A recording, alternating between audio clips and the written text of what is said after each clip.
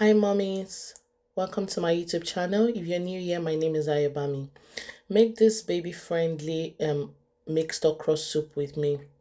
I remembered when I had my first girl and then I started to wean her. I thought weaning her was going to be easy. I thought it was going to be like a breezer, straightforward, and she was going to eat everything I cooked in the house. But the answer was no. She refused every food. I mean, initially she started to eat. So, for example, I would make beans for her, mashed beans. She would eat it. She would eat everything I cooked or everything we ate in the house. But all of a sudden, she started to refuse it. And I was wondering, what could I have done better? Have I failed as a mom? What should I do differently? And it occurred to me I was doing a lot of things wrongly. One of the things was one, we eat pepper. I mean, we love spicy food in our house. And you can imagine a baby at 6 months expecting her to be able to cope with pepper, to be able to cope with our level of salt, sodium intake, or palm oil. And I mean, that wasn't just working. And so I was determined to get it right because even up till now, my baby would eat pounded yam and water or meat stock. She won't eat vegetable, she won't eat okra because she just has that fear of, oh, any colored food is spicy. There's too much pepper, there's too much this. But well, now that I have my second daughter, I really was determined to do everything right to make sure that I do not raise a picky eater and I have a healthier baby. I mean, my baby is healthy. So, to make one of the things I did rightly was to make sure that even as I'm introducing color and texture, it was baby friendly. So you would notice when I was making this okra, I removed all the seeds in the pepper. Instead of scotch bonnet, which is pepper or atarudo, I used long pointed sweet pepper, which will still give all the antioxidant, all the necessary nutrients the baby needs, but it's not peppery.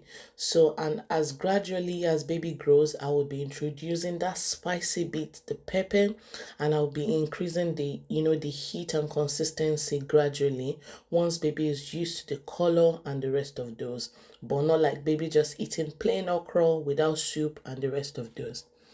Back to this recipe.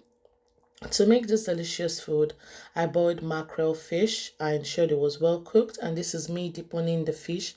I took out all the bone just to make sure that it's easy to swallow for the baby.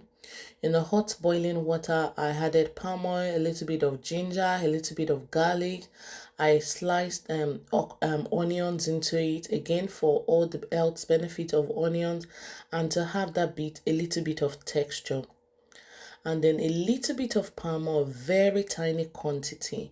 I allowed it to boil a little. I added the bouillon stock, and that is me incorporating my okra. If you notice, this okra is a little bit smooth. Again, to prevent any form of choking hazard and to make sure that baby is able to swallow well.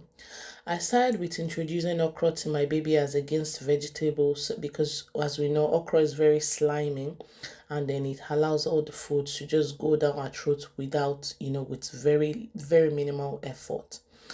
And after the food has boiled and cooked, I'm thoroughly stirring just to make sure that everything is well incorporated and easy to eat for the baby.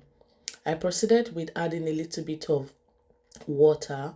Again, the soup needs to be as light as possible, not thick. And yeah, that's the food ready and very delicious. My baby really enjoyed every bit of this food.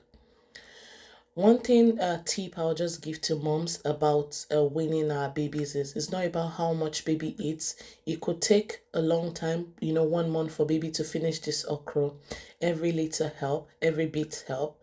Just make sure that baby eats, little quantity and as much bits as possible. Another tip I would like to also add is how I preserve the okra. So you'd see this is plain okra, and that's me just pressing it. So I bought this very soft silicone case from either Timo or Shane. It's available on Amazon. And then I'll just portion a little quantity inside of it. And whenever baby is ready to eat, I'll freeze it. And whenever baby is ready to eat, what I do is just to press it out, just like your normal ice cube, and then that's ready for baby to eat. This can last 1 month or even for a longer time, as long as it's in the freezer and is well preserved. Thank you for watching. Please subscribe.